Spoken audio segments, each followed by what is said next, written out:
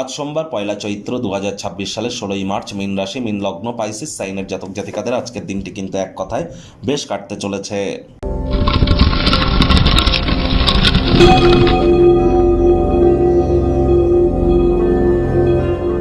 ভিডিওটির শুরুতেই স্ক্রিনে আপনারা দেখতে পাচ্ছেন নবগ্রহ বীজমন্ত্র। পারলে 9টি গ্রহকেই শান্ত রাখবার জন্যই নবগ্রহ বীজমন্ত্র প্রতিদিন, শুধু আজ নয়, প্রতিদিন 108 বার করে জপ করুন। এটি আপনাদেরকে অত্যন্ত লাভান্বিত করবে।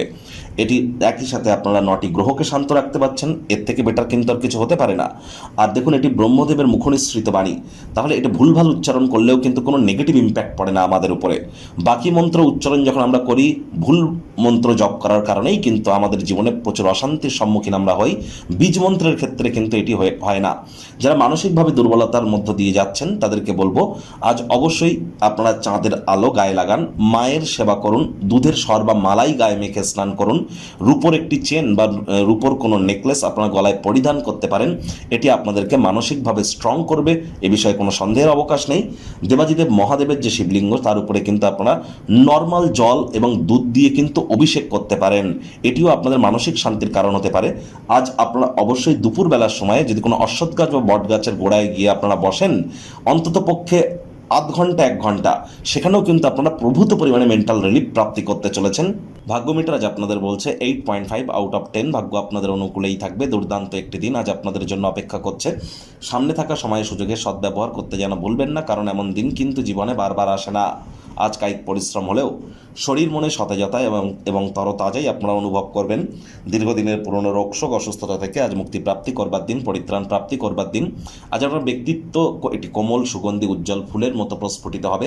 আয় ইনকাম বাড়বে, খরচ বাড়বে, যার কারণে সঞ্চয় কিন্তু ঘাটতি পড়তেই পারে। আজ আপনারাও কিন্তু মিটিং মিছিল বৈঠকে উপস্থিত থাকতেই পারেন। সেখানে নতুন নতুন আইডিয়াস আপনারা প্রাপ্তি করবেন, এগুলো ডেলি লাইফ ইনপুট করুন, লাভান্বিত হবেন। যারা দীর্ঘ সময় ধরে আপনার জীবনে আকর্ষণীয় কোনো কিছু ঘটনা ঘটার জন্য প্রতীক্ষারত ছিলেন, সেটি এবার ঘটতে চলেছে, যার কারণে কিছুটা হলেও স্বস্তি আপনারা প্রাপ্তি করবেন। চাকরিজীবীদের অফিসের পরিবেশ এক প্রকার বেশ, বস কলিগদের সাথে ভাব ভালোবাসা বাড়বে, কর্মে গতি অনুভব করবেন, নিজের মেধা দক্ষতা ট্যালেন্টের দৌলতে প্রশংসার পাত্রপাত্রীও আপনারা হতেই পারেন। রাজনীতিবিদ যারা আছেন, জনসংযোগ বৃদ্ধি করুন, সমাজে আপনাদেরও পপুলারিটি বাড়বে। শিক্ষার্থী বিদ্যার্থীরা যে কোনো প্রকার পরীক্ষা প্রতিযোগিতায় সফলতা প্রাপ্তি করবেন। উচ্চশিক্ষার জন্য যারা বিদেশ যাত্রার কথা ভাবছিলেন, ভাগ্যদেবী আজ আপনাদের পক্ষেই আছেন। সন্তান সন্ততি থেকে থাকলে তারাও তাদের কৃতিত্বের দ্বারা আপনাদেরকে গর্বিত অনুভব করাবে। হাউস ওয়াইফদের জন্য দিনটি এক প্রকার বেশ। প্রেমিক প্রেমিকা স্বামী স্ত্রী দিনটিকে যতটা সম্ভব রোম্যান্টিক করে তোলা যায় সেই প্রচেষ্টাই আপনাদের জারি রাখা উচিত।